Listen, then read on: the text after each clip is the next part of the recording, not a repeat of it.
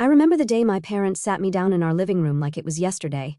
I was 7, wearing my favorite purple dress with butterflies, clutching my worn teddy bear as Mom and Dad explained they wouldn't be living together anymore. They were so calm about it. No screaming, no throwing things, just 2 adults who'd fallen out of love deciding to go their separate ways. I didn't cry. Maybe I was too young to really understand what was happening. They divided everything so neatly. The house went to Mom, Dad moved into a new apartment, and I got 2 bedrooms. The custody arrangement was simple. 1 week with Mom, 1 week with Dad. Dad, being Dad, made sure Mom and I were well taken care of financially. About a year after the divorce, Dad met Sarah. I still remember the first time he introduced us at a local diner. She had kind eyes and a warm smile, and her son, Tommy, was sitting next to her playing with his French fries. "Hi, Brittany," Sarah said, her eyes crinkling at the corners. "Your dad's told me so much about you." Tommy looked up from his plate. "Are you going to be my sister?" I liked them immediately. Sarah didn't try too hard or act fake nice like some of Dad's previous dates. She was just real. Tommy, who was 3 years younger than me, became the brother I never had. Around the same time, Mom started dating Richard. He moved in pretty quickly, and I noticed Mom seemed different, distracted, always touching her stomach when she thought no one was looking. They got married in a small ceremony at City Hall, and 2 months later, my half-sister, Emily, was born. I remember standing in the hospital room looking at this tiny pink bundle in Mom's arms. Richard was hovering over them both, completely absorbed. I stood in the corner, shifting from foot to foot, feeling like I was watching a family portrait being painted, one that didn't include me. Dad and Sarah got married that same year. Their wedding was different. They made sure Tommy and I felt included in everything. Sarah even let me help pick out her dress, and during the ceremony, Dad made sure to include special vows to both Tommy and me. "Today, I'm not just gaining a wife," he said, his voice thick with emotion. "I'm gaining another child to love, and our 2 amazing kids are gaining a bigger family." That night, as Sarah tucked me into bed in my room at their house, she kissed my forehead and said, "You know, Brittany, I always wanted a daughter. Thank you for letting me be part of your life." I hugged her tight, already knowing that while my family situation wasn't typical, I was lucky to have at least one home where I truly belonged. Life at Mom's house changed after Emily was born.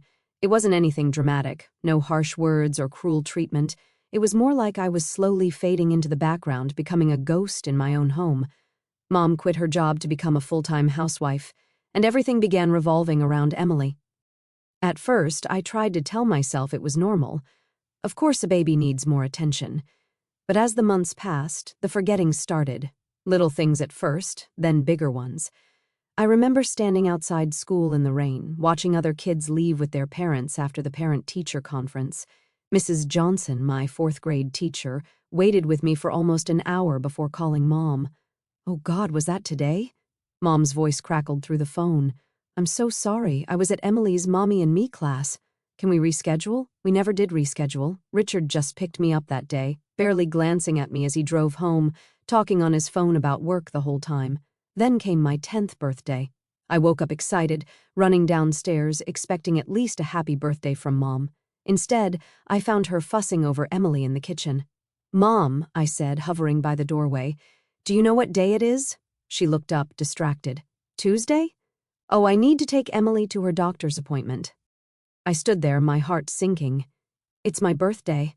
Her eyes widened. "Oh, Brittany, I'm so sorry. We'll celebrate this weekend, okay? I just have so much going on today with Emily's checkup." But the weekend came and went, and no one mentioned my birthday again. It became easier to spend time at Dad's house. Sarah always made sure my favorite snacks were in the pantry, and Tommy and I would spend hours playing video games or doing homework together. Dad never missed a single school event, and Sarah often came too, taking pictures and beaming like I was her own daughter. I started spending more and more time there. A few days turned into weeks, then months. Mom barely seemed to notice. When I was at her house, she was always busy with Emily, feeding her, playing with her, taking her to playdates. Richard would come home from work, kiss Emily on the forehead, and retreat to his home office. Sometimes, I wondered if they'd even notice if I'd disappeared completely. After about 6 months of me basically living at Dad's full-time, he decided to make it official. "I called your mom today," he told me one evening. I think it makes sense for you to live here permanently. You're already here most of the time anyway, and I told her I'd stop the alimony payments since I'm taking care of you full-time now. Within hours, Mom was at the door, all worried looks and loving words. "Sweetie, I've missed you so much," she said, hugging me for the first time in what felt like forever. "I've been thinking about everything, and I want us to go back to our original arrangement. I want you home with me half the time, like before." I was 12 by then, old enough to see through it, the sudden concern, the promises to do better. It wasn't about missing me. It was about the money. Dad's alimony checks were the real reason she wanted me back. Emily was 5 when she started rubbing it in my face. She'd follow me around the house with this smug little smile, dropping her bombs when Mom and Richard weren't within earshot. "Daddy says you're not really part of our family," she told me one day while I was doing homework at the kitchen table. "He says you're just visiting." I tried to ignore her, focusing on my math problems, but she kept going. "Mommy and Daddy love me more than you. Last night, Daddy told Mommy he was tired of you being here, and Mommy said, 'Just wait until you turn 18, then the money stops and you'll be gone.'" It hurt, of course it did, but I'd learned to build walls around that pain. I had Dad and Sarah, who showed me what real family love looked like. I had Tommy, who was more of a sibling to me than Emily would ever be. Still, hearing your own mother basically counting down the days until she didn't have to deal with you anymore, that leaves scars. The years crawled by until, finally, I made it to high school graduation. I sat between my two families during the ceremony, Dad, Sarah, and Tommy on one side, Mom, Richard, and Emily on the other. It felt like sitting between two different worlds. After the ceremony, Dad hugged me tight. "We're so proud of you, Princess." Meanwhile, Mom and Richard were already talking about my departure before we even left the school parking lot. "So," Richard said, jingling his car keys, "have you started packing yet?" They didn't ask about my college plans, didn't care that I'd gotten into the business program with a partial scholarship, didn't even pretend to be interested in my future. They just wanted to know when I'd be out of their hair. 2 weeks later, I moved my things to Dad's house. I remember sitting in his living room, nervous about asking for help with college expenses, even though I knew he'd never refuse. "Dad, I got accepted to the financial analyst program," I said, playing with the acceptance letter in my hands. "I got a partial scholarship, but..." Before I could finish, Dad and Sarah exchanged glances and smiled. "We've already got it covered, honey," Sarah said, pulling out a folder. "We've been saving for your college fund since you were 8. I spent that summer working at the Silver Spoon Cafe, saving every penny I could. My shifts were mostly morning ones, which left my afternoons free to spend time with my real family. Tommy and I would go to movies. Sarah taught me to cook proper meals for when I'd be living in the dorm. And Dad, well, Dad just kept being Dad, always there with advice or a hug when I needed one. Mom never called to ask about my plans, never stopped by to see how I was doing, never seemed to care that her oldest daughter was about to leave for college. But by then, I'd stopped expecting her to care. College life started in a blur of new faces and experiences.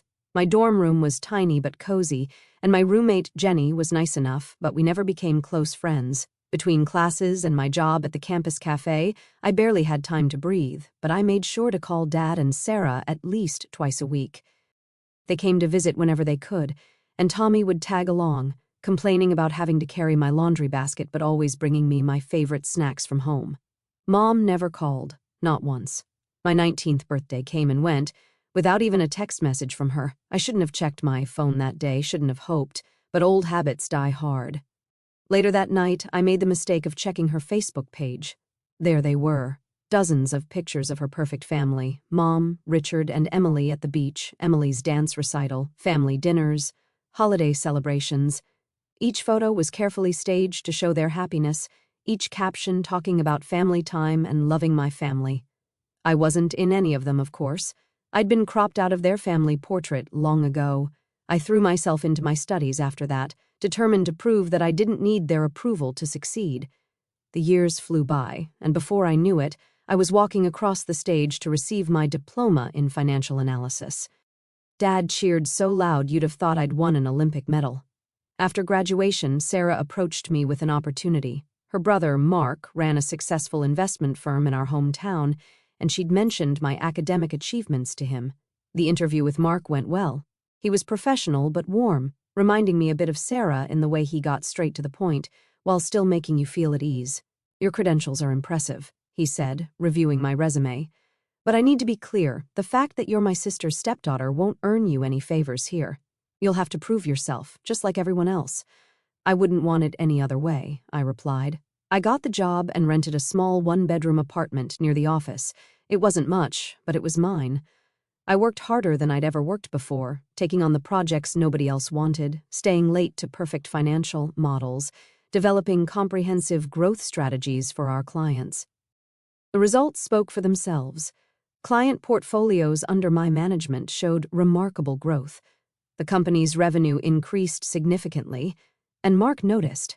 He didn't play favorites, but he did believe in rewarding good work. The bonuses and raises came because I'd earned them, not because I was family. The first thing I did with my surprise year-end bonus was buy gifts for my real family: a new golf set for Dad, who'd been using the same clubs for 15 years, a spa weekend package for Sarah, who never splurged on herself, and the latest gaming console for Tommy, who was still using his old one from high school. Watching them open their gifts, seeing their genuine happiness and surprise, I felt something settle in my chest. I might have been cut out of one family photo album, but I'd found my place in a better one. After 5 years of hard work, I had a solid plan. Every month, I put away a chunk of my salary into my savings account. I'd researched the housing market thoroughly, looking for the perfect property. I wanted something modest, but comfortable, maybe with a small garden. Most importantly, I wanted to make a substantial down payment to keep the monthly mortgage payments manageable. Then came the phone call that changed everything. I was at my desk, reviewing quarterly reports, when my phone lit up with a number I hadn't seen in years. "Brittany, sweetie." Mom's voice was syrupy sweet. "I've been thinking about you so much lately, I nearly dropped my coffee. 9 years of silence, and now this." "How are you, Mom?"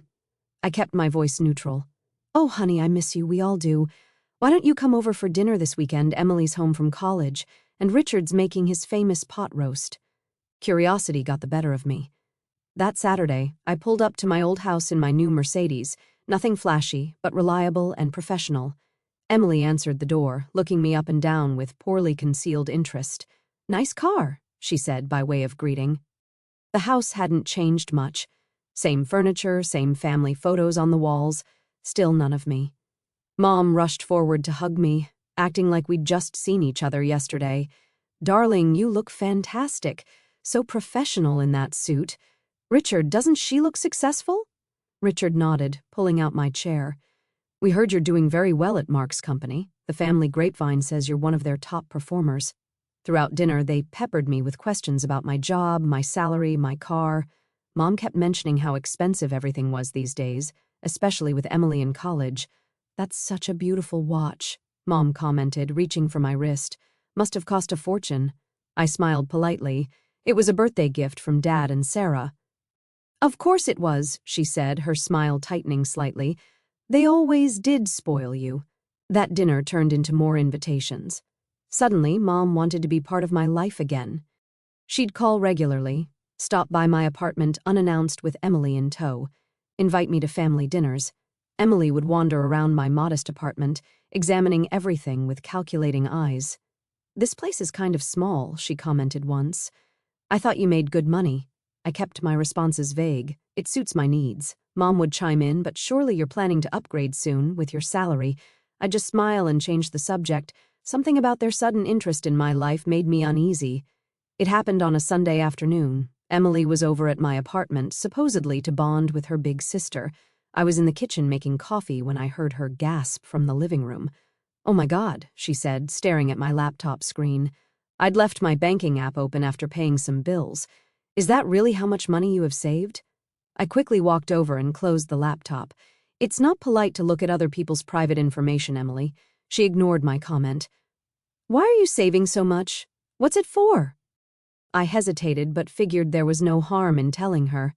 "I'm planning to buy a house soon. I want to make a good down payment to keep the mortgage payments reasonable." Emily just nodded, but I could see the wheels turning behind her eyes. She left shortly after, making some excuse about meeting friends. The very next day, Mom called to invite me to dinner. As soon as I sat down at their dining table, I knew something was up. Mom had that look she used to get when she was about to ask Dad for more child support. "Emily tells me you're quite the saver," she said, passing the potatoes. That's wonderful, honey. You know, Emily's having such a hard time with college expenses, and she'll need an apartment after graduation. I took a bite of my food, saying nothing. It would be so nice if her successful big sister could help her out, Mom continued, her voice dripping with suggestion. Family helping family, you know. I put down my fork. I don't understand what you're getting at, Mom. Oh, come on, Brittany, she said, dropping the sweet act. You're clearly doing very well for yourself. Emily needs help with an apartment, and you have more than enough money saved up. It would be the right thing to do. I looked at her incredulously. The right thing to do? You mean give Emily my house down payment? Well, you're already established in your career, Richard chimed in. Emily's just starting out. She needs the help more than you do. I'm not established, I said firmly. I'm working hard and saving my money to build my own future. I'm not giving Emily my savings. Mom's face darkened. So you're just going to let your sister struggle while you sit on a pile of money? After all we've done for you? I almost laughed at that. All you've done for me? Like what, exactly? Forget my birthdays, ignore me for years, push me aside for Emily? You're being selfish, Richard muttered, not quite meeting my eyes. A real sister would want to help. A real mother would have been there for both her daughters, I shot back, standing up. I'm taking care of myself first. Emily is your responsibility, not mine. The silence that followed was deafening. Mom sat there, jaw clenched, while Richard glared at his plate. Emily wasn't at this dinner, but I could imagine her reaction when they told her later. Poor Emily, whose selfish big sister wouldn't give her a free apartment. 2 weeks after that disastrous dinner, I had to leave for a business trip to Singapore. Mark had trusted me with an important client presentation, and I'd be out of reach for most of the time due to the time difference and packed schedule. I'll be gone for about 10 days, I told Mom when she called, trying to maintain some semblance of politeness despite our recent argument. Just letting you know I'll be out of contact. Oh, overseas? How nice for you, she replied, her voice oddly interested. The trip went well, but when I landed back home, my phone exploded with notifications as soon as I turned off airplane mode, banking alerts, dozens of them. My hand started shaking as I scrolled through them. Account transfer, $1,750. The world started spinning. I rushed home, threw open my laptop, and logged into my banking app. There it was, a massive transfer to an account I didn't recognize, but the name on the transfer, Patricia Warren, my mother's name. I drove to their house like a woman possessed, my banking app screenshots pulled up on my phone. When I pounded on their door, Richard answered with a smug look that made my blood boil. Where is she? I demanded, pushing past him. Mom was sitting in the living room, calm as could be, flipping through a magazine. Oh, you're back. How was your trip? I thrust my phone in her face. What is this? How did you transfer money from my account? She barely glanced at the screen. I don't know what you're talking about. Don't lie to me. It's right here, a transfer to your account. How did you do it? Mom finally dropped the innocent act. She put down her magazine and smiled. Actually smiled. Fine, yes, I transferred the money. Emily needs an apartment, and you weren't being cooperative, so we helped ourselves. How did you even get into my apartment? My voice was shaking. Oh, honey. She reached into her purse and held up a key. Remember when I borrowed your bathroom that day I visited? It only takes a minute to make a copy. I felt sick to my stomach. Give me my money back now or I'm going to the police. Mom actually laughed. Don't be ridiculous. You won't go to the police. I'm your mother. Besides, you can always save up again. You have a good job, no responsibilities. Emily needs this more than you do. We've already found her the perfect apartment. I'm serious. I cut her off. Return my money or what? Mom sneered. You'll send your own mother to jail? Please, you don't have the spine. Richard grabbed my arm and started pushing me toward the door. I think it's time for you to leave. This is your last chance, I warned them. Give me back my money. Mom's only response was to wave goodbye with a smirk. Richard shoved me out onto the porch and slammed the door in my face. The police station was quiet that night. I sat across from Detective Martinez, my hand steady as I filled out the complaint form. I had everything documented. The unauthorized transfer, screenshots of the banking app, text messages with my mother about my business trip. Richard called me that same night, his voice alternating between threats and pleas. You need to withdraw the complaint, he demanded. Do you have any idea what you're doing to your mother? Your mother's crying. I hung up. Let her cry. I'd cried plenty of times over the years because of her. The legal process moved surprisingly quickly, the evidence was overwhelming, and Mom's arrogant admission to the theft didn't help her case. She sat in the courtroom, playing the role of the repentant mother, tears streaming down her face as she promised to return every penny. "I just wanted to help my younger daughter," she sobbed to the judge. I let my maternal instincts cloud my judgment. I almost laughed out loud. Maternal instincts? Since when? The judge wasn't impressed. "Mrs. Warren, your maternal instincts led you to commit premeditated theft and fraud against your other daughter. The only reason you're not going to prison is that you've agreed to make full restitution and have no prior criminal record." She got a suspended sentence and was ordered to return my money within 30 days. I got a restraining order against both her and Richard, just to be safe. Dad and Sarah were with me through all of it. They sat behind me in court, brought me dinner when I was too exhausted to cook, and never once said, "I told you so," about letting Mom back into my life. "You did the right thing," Sarah told me after the sentencing. "They needed to learn they couldn't take advantage of you anymore." Tommy, in his typical fashion, tried to lighten the mood. "Well, at least now you know for sure which family actually loves you."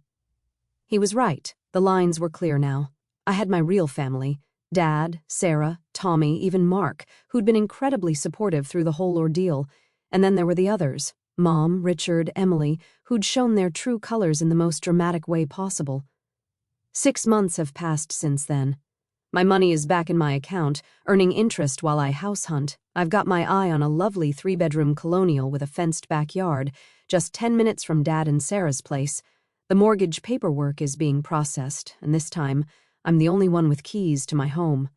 Mom still tries to reach out sometimes, through relatives or mutual acquaintances. She claims she's changed, that she's sorry, that she wants to make amends. But I'm done giving chances to people who see me as nothing but a resource to exploit. Yesterday, I had dinner with my real family to celebrate my upcoming house purchase. As we sat around Sarah and Dad's dining table, sharing jokes and making plans for my housewarming party, I realized something. Sometimes, the family you choose is better than the family you're born into, and sometimes letting go of toxic relationships is the healthiest thing you can do for yourself. In 2 weeks, I'll be signing the papers for my new house. Dad's already planning to help me paint the walls, and Sarah's been sending me links to furniture she thinks would look perfect in my living room. This is what family should be: people who support you, love you, and would never dream of hurting you for their own gain. As for Mom, Richard, and Emily, they can keep their perfect family photos and their manipulative games. I've got something better: a real family, a clear conscience, and soon, a house with exactly 1 set of keys.